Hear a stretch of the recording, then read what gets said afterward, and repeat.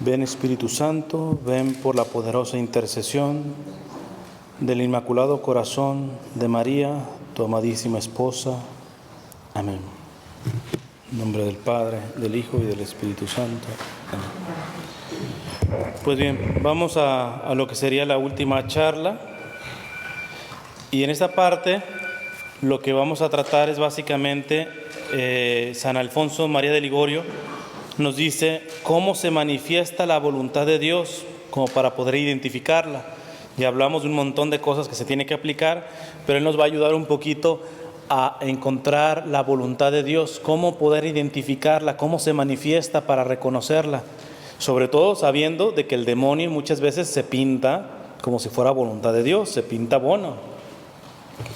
Entonces, dice San Alfonso, es voluntad de Dios, es siempre no solo, esa voluntad de Dios es siempre no solo muy clara, sino evidente, salvo rarísimas excepciones que no es menester explicar aquí y las conocemos por 3 medios. Ahora voy a explicar esos 3 medios, pero que queden claros. Yo le quiero hacer la aclaración también de lo que él está haciendo San Alfonso es, como esta voluntad de Dios no se trata de peras o manzanas o de menús, etcétera.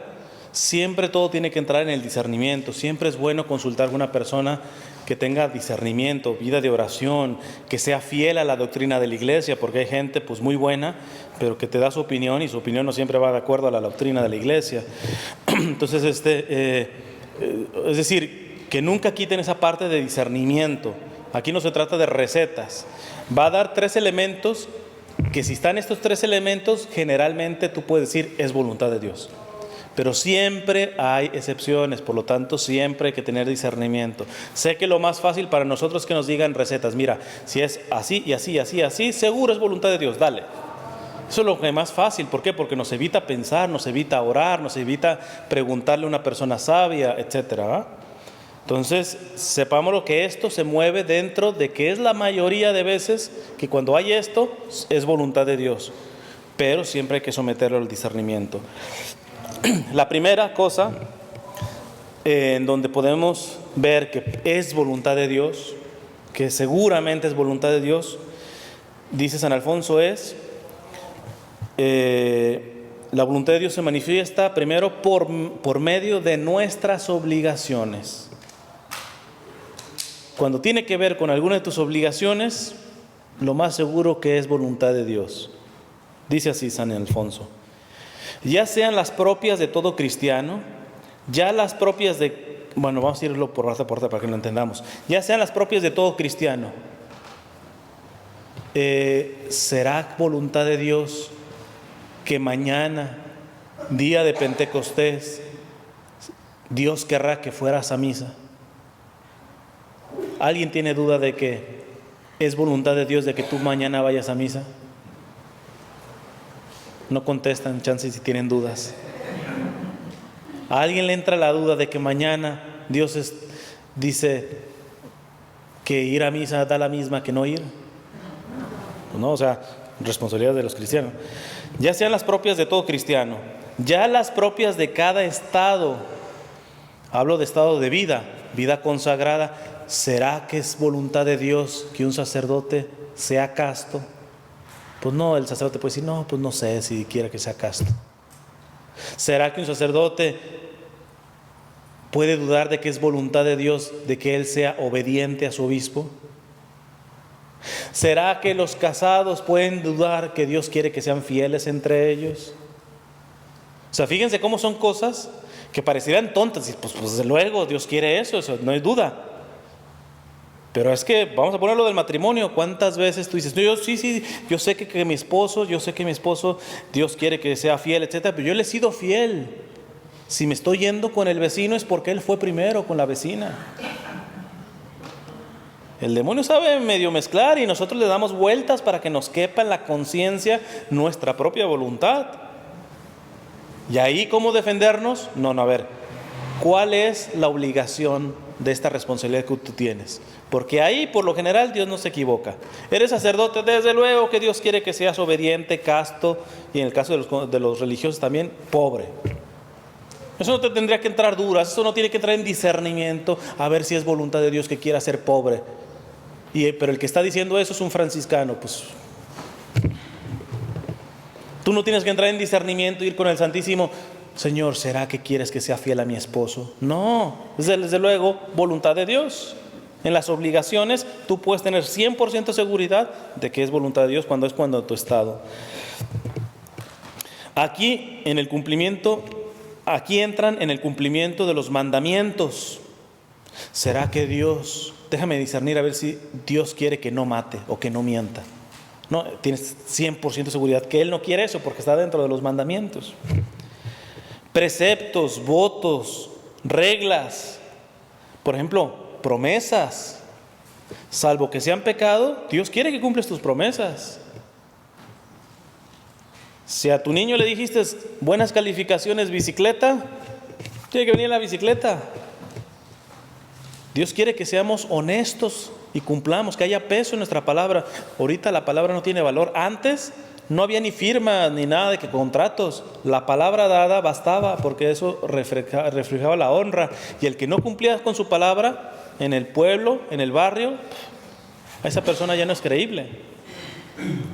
¿Cuántas veces nosotros no somos fieles a la palabra? Y si por alguna cosa no la cumplimos, no por nuestra culpa, pedimos mínimo perdón, disculpas, nos hacemos cargos de las reparaciones. Hoy ha perdido peso la palabra.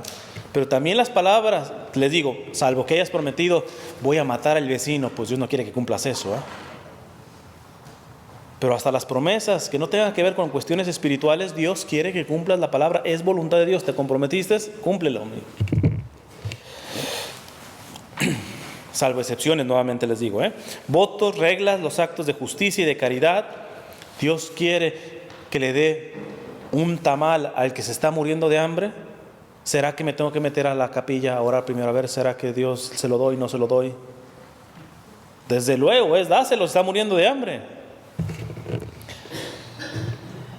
La obediencia a los superiores. Hay que fijarse en la debida al director espiritual. Esto también, salvo leyes injustas, nosotros tenemos que obedecer a nuestros superiores y autoridades de este país. Hombre, si nos están diciendo, nos pone la ley de que matar a un bebito en el vientre materno, no hay bronca, no hay problema, lo acepta la ley, pues esa ley yo la pisoteo y si es necesario la escupo porque es una ley inicua. Pero si la ley me está diciendo que me tengo que parar en la luz roja para ser ordenados y no complicarle la vida de otro, que no haya accidente, ¿será que Dios quiere que me pare en la luz roja? Desde luego que sí. Y es por eso que es tan patético escuchar, por ejemplo, a algunos protestantes que todo lo que no les cabe en la cabeza, todo lo que no está en la Biblia, no, reglas de hombre, esas son las reglas del hombre. La Iglesia Católica tiene puras reglas del hombre. Y por eso yo les digo, si tanto bronca tienes con las reglas del hombre, ¿qué onda? ¿Cómo le haces para manejar? Porque yo no he visto que Isaías dice, te paras en la luz roja. No son reglas de hombres, pero son reglas de hombres que están bajo la ley natural que es dada por Dios, por la razón. Y Dios quiere que cumplamos esas, que las cumplamos, claro. Por lo tanto, cuando tú te la pasas porque no está el policía o ese tipo de cosas, tú estás yendo en contra de la voluntad de Dios.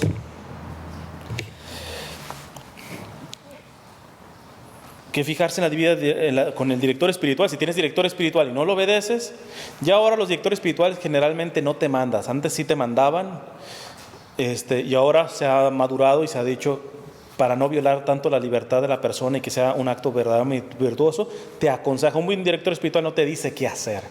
Te dice, esto lo veo conveniente, pero ya la decisión es tuya. Pero hombre, si yo tengo director espiritual, él me sugiere algo, el 99.9% yo hago lo que me sugiere mi director espiritual, si no, ¿para qué lo tengo? Mejor hago lo que yo quiera y punto.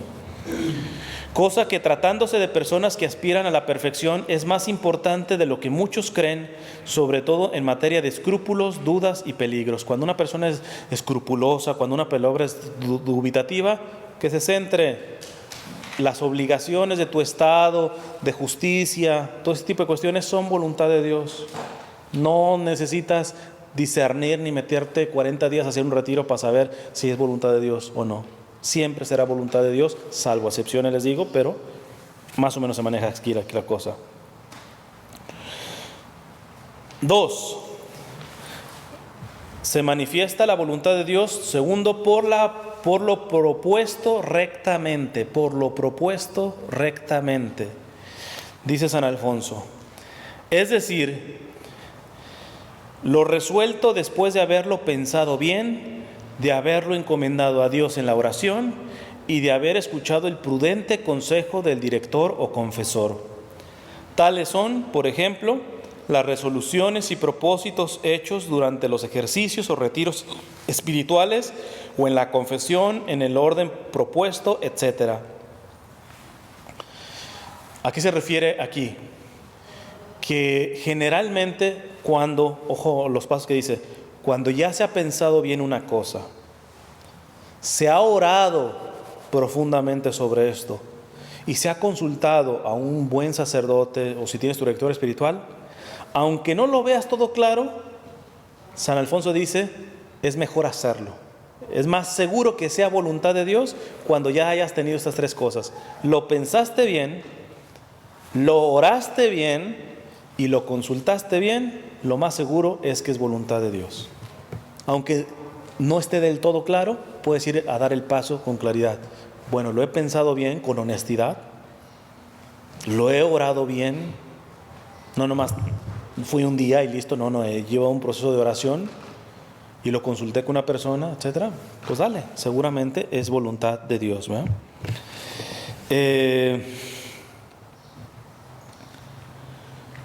Por ejemplo, aquí yo lo he visto, a veces me han escrito muchachas. Yo generalmente, como es tanta gente que me escribe, les digo que no les aseguro que les responda, etcétera. Entonces a veces yo lo que leo son los correos electrónicos. De hecho ya en mis redes no se puede comentar, porque es demasiado, yo no puedo con tanto. Entonces, pero algunas gente me pueden mandar correos electrónicos con algún problema, etcétera. Si veo que Dios me pide responderle, le respondo directamente. Y si no, lo que yo les digo es su experiencia, sin revelar su identidad, la hablo en alguna charla, etcétera, y así de esa manera le respondo a ella y le respondo a muchas personas, porque por lo general, imagínate, los problemas de jóvenes, pues más o menos son los mismos, ¿va? De los adultos, más o menos son los mismos, ¿va? Entonces, pues a veces de ir en uno, pues es un poco complicado. Y entre pero con las únicas que hago excepción, siempre son las únicas excepciones con consagrados o con gente que tiene vocación a la vida consagrada. Ahí sí o sí, aunque me tarde un poquito, pero sí respondo, ¿va? ¿Por qué? Porque evidentemente digo que son los privilegiados del Señor, no porque nosotros como laicos valgamos menos, sino porque en las espaldas de ellos hay una mayor responsabilidad. O sea, tú te puedes quedar tranquilo que la responsabilidad que tiene tu párroco es 2 veces más grande, las cuentas que le va a tener que dar Dios, que tú y yo. Por eso hay de aquellos que, porque eso lo he visto también en varias parroquias, que se creen mini párrocos, ¿va? Y que casi suplen al propio párroco. Cuidado, porque estás agarrando una responsabilidad sin ser sacerdote, entonces te vas a tener que dar cuentas a nivel sacerdote, ¿eh? Inclusive en la casa. El esposo y la esposa valen lo mismo, pero en la Sagrada Escritura, ¿a quién le da la responsabilidad última de autoridad? Al hombre. Entonces esas mujeres que le quitan la autoridad al hombre, pues yo les digo, pues listo, van a tener juicio de macho, ¿eh? No las van a ajustar como mujeres. Vayan, se creen tan la cabeza de la familia que dice que es el varón, pues listo, quítenle la autoridad, delante de Dios van a dar cuentas de mujer y de hombre, de doble. ¿Por qué? Porque al final el esposo, ciertamente el ser la cabeza le da un poco más de peso en cuanto a las decisiones, pero que nos tiemble las manos, porque a quien mucho se le dio, mucho se le va a pedir. Todo poder, toda autoridad tiene ciertos privilegios, pero en automático tiene implícitas grandes responsabilidades. Así que mujeres, no envidien de que ustedes en la Biblia no sean la cabeza de la iglesia, de la familia, ¿eh? Porque su juicio es muchísimo más leve que el que tiene que dar un varón. Entonces, pero bueno, con las muchachas, y que hay verdadera inquietud vocacional, porque hay algunas que salen con que, ay, como que quiero ser religioso y más que nada quieren coquetear, ¿va? Yo más o menos ya tengo callo en eso y pues, como decimos en México, rápido le doy aire a las que quieren distraer. Pero las que sí, a veces son incomprendidas por su familia, no quieren que se vayan, etc. Y entonces les trato de ayudar en esta parte y me guío mucho por esta parte, ¿va? Hay que pensarlo bien, hay que orarlo bien. Me comentas a mí, yo no soy un santo, ¿va? Busca también otro sacerdote o un director espiritual y si con eso ya va bien, dale. Aunque tu familia no quiera, etcétera, tú dale. Aunque te duela, dale, ¿va? Porque no siempre vamos a tener claras qué es lo que quiere Dios, ¿va? Y más cuando son decisiones importantes. O como la que les decía mi amiga, la del maquillaje. Ella, en su vida de oración, va profundizando y es en ese contexto, no cuando se estaba rascando la panza viendo una serie o la novela, no. En la oración es cuando dice, yo siento que el Señor me dice, ya no te preocupes por andarte pintando el pelo, ni que maquillaje, etcétera. Entonces yo le digo, en el contexto que te ha salido, yo creo que es voluntad de Dios. Nada más, y le dije, nada más que respeta el proceso de otras. Porque hay otras que, bueno, están convencidas, Dios me pidió que no me pintara el pelo y que no me ponga maquillaje. Y todas las que se pintan el pelo y el maquillaje se van a ir al infierno. Porque hay algunas que se ponen así. No, tampoco. Tú agarra tu parte, te quedó convencido de que el Señor te está tocando ahí, te lo dio en un momento de oración, no temas, da el paso. También hay una cuestión que les puede ayudar en esto, que es una cosa que decía mucho el Papa Benedicto. Bueno, es un principio de la Iglesia desde siempre, ¿va? Que es, siempre hay que obedecer la conciencia, aunque la conciencia se puede equivocar. Esa es la regla. Siempre hay que obedecer la conciencia, aunque la conciencia pudiera equivocarse. Claro, el Papa agregaba, Benedicto, hay que formar por eso la conciencia, porque Hitler, sin remordimiento de conciencia, hizo lo que tuvo que hacer ahí. ¿Por qué? Porque su conciencia estaba deformada. Pero si tu conciencia está formada, la regla de la Iglesia es siempre hay que obedecer la conciencia. No puedes ir en contra de tu conciencia, porque ir en contra de tu conciencia es ir en contra de la voluntad de Dios. No sé por qué se me está viniendo ahorita a la mente algunas personas protestantes que han profundizado y se están dando cuenta y saben que la iglesia fundada por Cristo es la Iglesia católica y su conciencia se lo dicen, pero por no verse criticados, humillados, etcétera, van en contra de su conciencia. Eso es terrible, van a pagar los platos rotos tarde que temprano. Cuando tú vas en contra de tu conciencia y tu conciencia está formada, van a tener malas consecuencias, porque decía Juan Pablo II también que la conciencia es el santuario de Dios en el hombre. Dios usa la conciencia formada, la deformada está al servicio del demonio. Pero si tú tienes una conciencia aceptablemente formada y tu conciencia te dice, dale por aquí, no por acá, confía que es voluntad de Dios. ¿Se puede equivocar? Sí, pero a lo menos no pecaste de cerrazón o de necedad contra el Espíritu Santo, ¿eh? Sino que en conciencia tuviste, en conciencia creo que esto es lo que me pide el Señor. Hay que obedecer muy bien la conciencia, pero hay que buscar que la conciencia esté bien formada. Y la tercera, Dios manifiesta su voluntad por lo imprevisto, Dice San Alfonso María de Ligorio, lo imprevisto por nosotros y que sin culpa nuestra nos impide cumplir las obligaciones contraídas y guardar el orden propuesto. Tales son las enfermedades, las tribulaciones, los actos de caridad para con el prójimo, los estorbos de cualquier clase, las dificultades que sobrevienen, etc. Muchas veces voluntad de Dios es eso, lo imprevisto. El mejor ejemplo, que sobre todo este argumento los daba a unas personas que son, les llamo puritanos, estos que se sienten más ortodoxos y más fieles a la doctrina que el mismo Papa, ¿va? Son estos que andan diciendo que el Papa es Papa falso, que hereje y todo ese tipo de cosas. Se creen los más doctos de los doctos, ¿va? Pero curiosamente, no los ves, por ejemplo, no saben nada de doctrina social de la iglesia, desprecian al pobre, no lo ven como prioridad, un montón de cuestiones. Y una vez a uno le cité una cuestión de San Vicente de Paúl, alguien que verdaderamente hizo mucho por los pobres y que no le pueden decir que no sabía de doctrina y de liturgia. En una carta le dice a las religiosas que él fundó, si en algún momento hay una grave necesidad de una persona, por ejemplo, que se está muriendo de hambre, no tengas pena de salirte inclusive de la Santa Misa para darle de comer a tu hermano.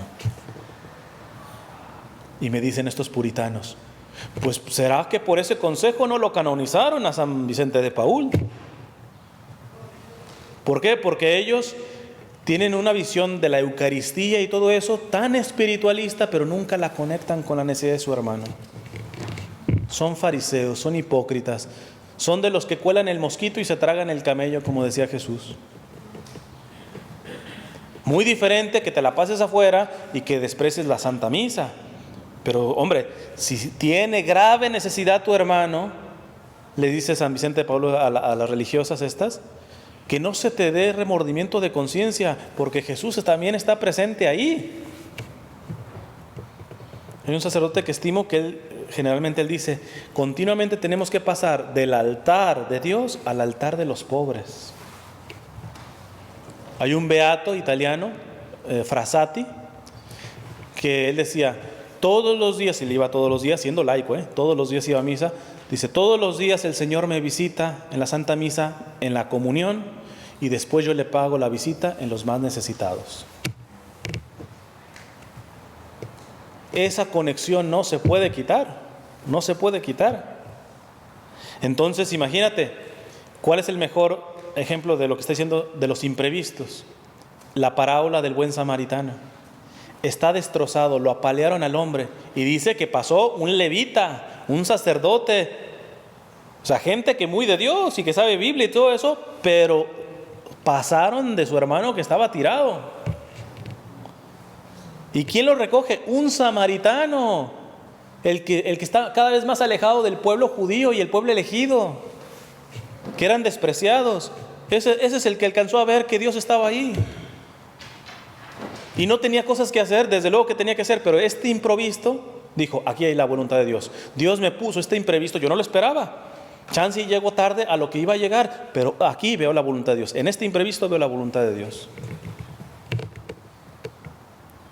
Entonces, San Alfonso dice, ojo con los imprevistos, porque cuando has hecho todo lo necesario y te sale un tipo de estos imprevistos, no te quepa duda de que es voluntad de Dios. Ahora, yo les aconsejo que quitemos esta mala fama de los latinos con el aspecto de la puntualidad. Yo a lo menos sí soy muy arisco en esta parte. Yo prefiero esperar mucho tiempo a llegar tarde. Yo para llegar tarde, sinceramente es porque de a tiro sí hubo un imprevisto, que me quedé atorado por el tráfico, etcétera, que casi no me pasa. ¿Por qué? Porque como verdaderamente agarro más tiempo de lo necesario, si me pasa un imprevisto, de todo generalmente alcanzo a llegar. Digo, no digo que más de una vez sí he sido negligente, claro está, pero por lo común, la puntualidad para mí es fundamental. ¿Por qué? Porque la puntualidad indica el interés que tienes por la cosa a la que vas. Quien pudiendo llegar a tiempo llega tarde, ¿qué está diciendo? No me interesa lo que estoy yendo. ¿Quieres un ejemplo? Sales vas al trabajo, tu trabajo entras a las 9. Sí, seguro, tú dices, no, con que llegue a las 9:15, 9:30 no hay problema. Ya verás lo que te pasa pronto en tu trabajo, No, ahí sí bien levantaditos. Y tú dices, ¿por qué para el trabajo sí? Y por ejemplo, para las cosas de Dios no. Si hay imprevistos, listo. Yo lo único que les digo es que no juzguen a los otros, este ya volvió, llegó tarde, etcétera. Tú no sabes si tuvo un imprevisto. No todo el que llega tarde es porque quiso llegar tarde. Nada más eso cuida. Lo digo, cada quien aplíquese lo suyo. Tú sí sabes si llegaste tarde por negligente o si llegaste tarde por un imprevisto.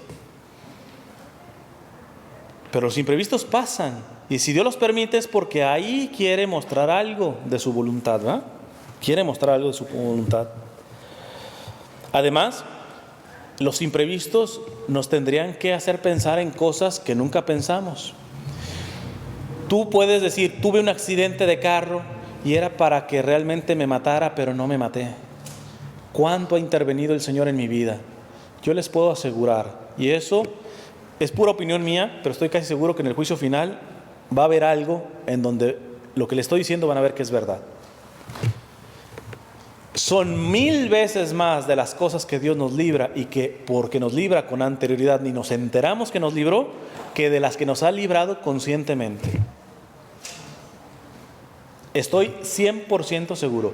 Si te salvó de un accidente en donde tendrías que haber muerto, te lo aseguro que ha habido 50 veces más opciones que en teoría tendría que haber sido un accidente que perdieras la vida y la providencia entró ahí. Ahora, como no pasó nada, como tú no viste nada, ni siquiera le das gracias a Dios.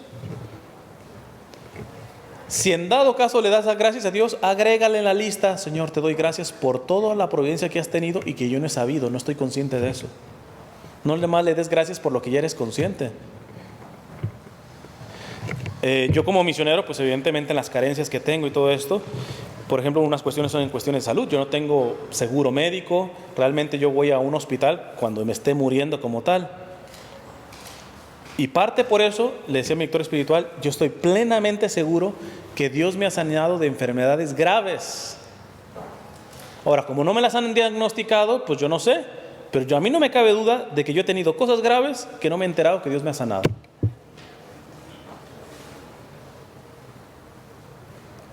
Entonces, hay que entender un poquito más allá, ¿verdad? Pues vivimos tan ensimismados, y todos estos imprevistos nos ayudan a despertar la conciencia, es decir, precisamente porque no lo esperaba, es imprevisto, algo aquí quiere Dios, algo me está mostrando, ¿eh?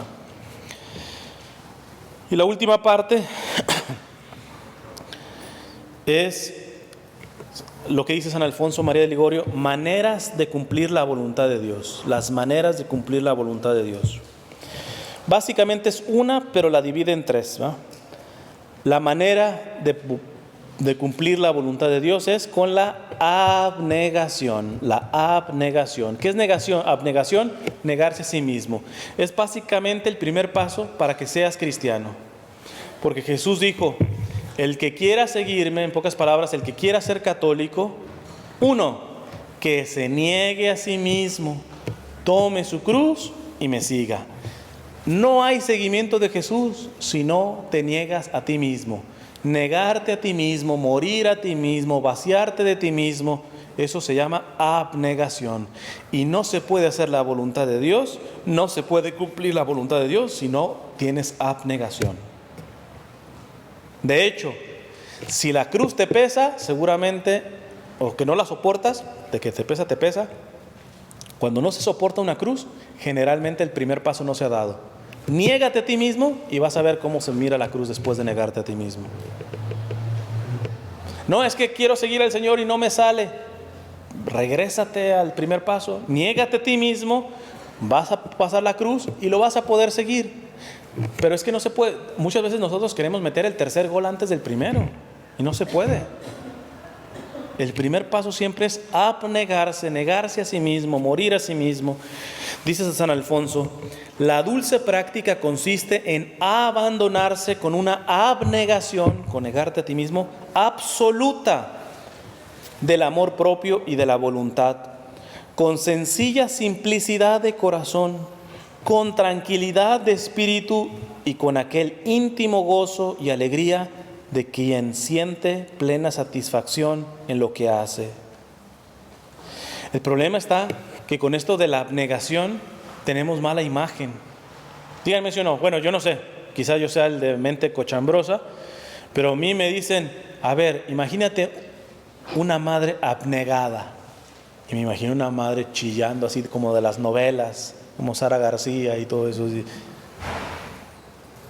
Es una madre abnegada, al menos así en México nos las han presentado en las películas. Una madre abnegada que se da de víctima, golpes de pecho, llorando, desastrosa. Nada que tiene que ver con la abnegación. La abnegación, fíjate cómo la pinta San Alfonso. Es un acto de absoluto amor. del amor propio, negación del amor propio y de la voluntad, con sencilla simplicidad. Una mujer argüendera que se da de víctima, abnegada, entre comillas, de simplicidad de corazón, nada. Al contrario, súper complicadas tratarlas. Con tranquilidad de espíritu.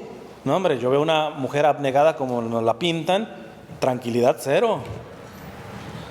Con aquel íntimo gozo y alegría de quien siente plena satisfacción en lo que hace. No, hombre. Por eso fíjense Jesús, por ejemplo, un acto de abnegación, por ejemplo, el ayuno es un acto de abnegación, de negarse a sí mismo. ¿Por qué? Porque todos le queremos empacar y tú te niegas a ti mismo. Pero ¿qué dice Jesús? Cuando ayunes, pon carota de que estás ayunando. Di cómo sufres. Oh, estoy sufriendo. ¿Por qué, mi hermano? Estoy ayunando. No, dice, lávate la cara. Entonces fíjense, arranquen este estereotipo, le llaman, esta imagen de abnegación que está podrido. El que verdaderamente se está negando a sí mismo es una persona que vive sencilla, gozosa, porque no le hace favores a Dios. Esto es importante. Dice San Alfonso, por esto hemos dicho que se ha de cumplir la voluntad de Dios toda, amorosamente y pacíficamente, o sea, totalmente con amor y absoluta paz espiritual. Y ya nomás les leo, hace una división para que entendamos. La abnegación, para que veas que es abnegación verdadera, no de la novelera esta que nos venden, tu abnegación tiene que ser total, amorosa y pacífica. Si tú te estás anegando a ti mismo y no están estas tres cosas, chécale, porque chance ya es abnegación marca Televisa, novela, Rosa de Guadalupe, de ese tipo de cosas, ¿verdad? ¿Cómo es la abnegación total? Dice San Alfonso. Esto es, en todas las cosas y en todos los momentos y por lo tanto de una manera constante y absoluta. Es pues necesaria la abnegación más completa de nuestra voluntad y la mayor indiferencia posible acerca de los medios y manera de cumplir la voluntad divina. ¿Saben cómo podemos ver actos de negación? Está diciendo, tiene que ser en todo, no solamente cuando te están viendo y todo, o en cosas de iglesia, no, en todo. El católico siempre tiene que estar pensando en negarse a sí mismo, y que es primero Dios y tus hermanos. Entonces, por ejemplo, un retiro y hay para comer. En tu cabeza viene primero, yo voy a ser el último que me va a servir, que se sirvan primero mis hermanos. Es un acto de abnegación. Pero ¿cuántas veces lo hacemos? Sobre todo los hombres, que tenemos el apetito así un poquito acelerado. A veces no. Las bancas son de madera, etcétera, pero suponiendo que las dos primeras estuvieran acolchonaditas, si tú llegas primero, ¿en dónde te sientas? No, rapidísimo, acolchonadita, el primer lugar, etcétera. Eso sí, a la hora de estar aquí, con una abnegación. Aquí San Alfonso nos dice, no, la abnegación hay que monitorearla en todo. Los actos de negación de sí mismo hay que monitorearlo en tu trabajo, etcétera. Que se note que tú no te pones como primero, que tú renuncias a ti mismo y que primero pones a Dios y a tus hermanos. Segundo, que sea amorosa esa abnegación. O sea, estimando de todo corazón esta práctica de la voluntad divina, bien enamorados del buen Jesús, dice San Alfonso, Salvador, Redentor, Maestro, amigo y esposo nuestro, que nos enseñó el camino con sus palabras y ejemplos. Debemos hacerlo todo puramente por amor suyo, sin pensar en nosotros, con aquel íntimo gozo y satisfacción espiritual de contentarle y complacerle, cumpliendo gustosamente su voluntad. Para esto, yo sí les voy a decir que en esta parte, por ejemplo, yo he aprendido, porque yo generalmente por carácter soy más reservado y evidentemente más intelectual, porque a mí me gusta mucho el estudio. Pero cuando era adolescente, esto no me hacía entender que hay una parte sentimental que se tiene que dar también a Dios. Entonces yo veía a los carismáticos y hasta les decía carismaniáticos, ¿no? Que estos que lloran y que sentimiento aquí, que sentimiento allá, etcétera, no han de estar, se les habrá aflojado algo en la cabeza. Bueno, después vas madurando y Dios te muestra que aun cuando Jesús está resucitado, su cuerpo está resucitado, por toda la eternidad Jesús seguirá siendo hombre y Dios verdadero. Y como hombre verdadero, adivinen qué, Jesús resucitado sigue teniendo sentimientos. Cuando yo hago actos de amor espiritual, sin lugar a dudas Él se siente amado. Pero si tiene sentimientos, quiere decir que sigue, entre comillas, necesitando que lo amemos con nuestros sentimientos. Para que me entiendan bien, cuando tú estás delante del Santísimo, a lo menos en silencio, le puedes decir: Señor, eres el amor de mi vida, te amo mucho. Ay no, qué cursi, qué cursi, qué cursi. Eso sobre todo para los hombres. Las mujeres yo sé que cursilería y media le pueden decir, porque ustedes son más sensibles, ¿verdad? Porque a ustedes les aflora. Esto lo digo más por nosotros los varones, que no, ay, qué cursi, le voy a decir: Señor, eres el amor de mi vida. No, Señor, creo en ti, te amo mucho, ya, listo, ya. Una clave para que la abnegación sea verdaderamente amorosa, hay que entender que nuestros sentimientos también le pertenecen a Dios. De hecho, si no se los das a Dios, se lo vas a dar a otro, y como no hay de dos, o con Él o contra Él, si tus sentimientos no se los estás dando a Dios, se los estás dando al enemigo. Y entonces el enemigo por eso desbarata matrimonios, etcétera. ¿Por qué? Porque los sentimientos de ese hombre o de esa mujer no están dándoselos a Jesús. Nada más seguro, señora, que tener un esposo que no solamente ama intelectual y espiritualmente a Jesús, sino con sus sentimientos. Que usted ve que ese hombre se derrite por Jesús, que se derrite ante su presencia eucarística, que lo ama, que es capaz de, aunque sea un machote de 2 metros, decirle: Señor, eres el amor de mi vida. Señora, ese no le va a ser infiel nunca. Cuídese del esposo que no le puede salir ni una palabra tierna por Jesús Eucaristía, porque esa palabra tierna le va a salir por la vecina. Porque en algún lugar va a tener que poner esa ternura. La abnegación, y yo sé que es difícil, porque generalmente en nuestras culturas, hay que decirlo, los varones la hemos tenido de perder. Si nuestras culturas son machistas, discúlpenme, como dice Martín Valverde, la fábrica del machismo es femenina. Los que maquilan machos son las mujeres. Y si tú no enseñas a tus hijos varones a que no se le cae nada si tiene ternura, si tiene sus detalles, pues va a ser complicado. Eso sí, ya después cuando crecen y son adolescentes y jóvenes y adultos, ahí están las mamás mendigando: a ver, dime que me quieres, mijito. Dime que hombre, no le sale por la boca a ese muchacho porque nunca le enseñaste a tener ese tipo de amor. Entonces es importantísimo esta parte de abnegarse con un con una abnegación amorosa. Y la última, la abnegación tiene que ser pacífica o pacíficamente. Dice San Alfonso: ¿qué quiere decir con aquello? Paz imperturbable, propia de quien está seguro de que ningún mal podrá perderle ni a dañarle, con aquella sencillez y simplicidad evangélica que nos predicó Jesús al ponernos como modelo un niño, lo cual da aquella libertad de espíritu y naturalidad que solo poseen los cristianos y mejor aún los santos. ¿Qué es abnegarse? ¿Tiene que ser algo? Okay. Ok. Ok, ya veo. Ok, vamos a esperar.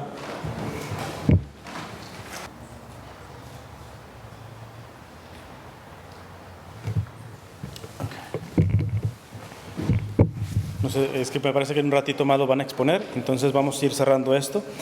Entonces, la abnegación tiene que ser pacífica, y cuando habla pacífica, no significa como que no tienen problemas. Recuerden que la paz, como decía Juan Pablo II, la paz no es la ausencia de conflicto, sino el gobierno de la gracia sobre esos conflictos. Lo más gozoso que tú puedes ver de una paz sana, limpia, verdaderamente que viene de Dios, precisamente son los niños. O sea, el niño le piden un cuaderno, un lápiz, etcétera, y va y te lo pide con una confianza, sin el menor remordimiento. Él no sabe ni a cuánto está el dólar, si te va a costar o no. Él confía en sus papás, le pidieron un lápiz, un sacapuntas, lo que sea. Pues la abnegación tiene que ver con esto. Tiene que ver con esto. Una de las utilísimas tentaciones con que el demonio acomete ciertas almas bien dotadas de corazón y de talento es el hacerlas reflexionar casi de una manera constante y siempre excesiva sobre las mismas cosas espirituales. Esto les puede afectar más a las mujeres. Porque las mujeres, por cómo manejan su cerebro, andan pensando en la economía, que sus hijos, que si esto, que si el otro, y se hacen bolas, ¿no? Y le dan vueltas a las cosas y todo eso, y empiezan a asumir cosas que ni siquiera han pasado, pero ya está diciendo, no, seguramente está sentado así porque le caigo gordo. Y empiezan a mezclar. Cuidado, que el demonio con esto trabaja muchísimo. En esto los hombres no tenemos tanta complicación porque somos brutitos, o sea, generalmente no pasamos de una cosa, por eso estamos enfocados en una cosa y no nos pidan otra cosa más. Por eso entiendan a sus esposos cuando se hartan, cuando y esto y la ventana y que aquel le quitó eso. No, mi mujer, de una cosa, tú sí puedes, un montón. Porque ustedes sí son multitasking, pero para las cosas de la fe no te ayuda, mujer. Pide la gracia de la simplicidad, de sencillez. Déjate de dar tanta vuelta en la cabeza, sé como una niña. Bueno, vamos a dejarlo aquí porque no sé si van a venir después.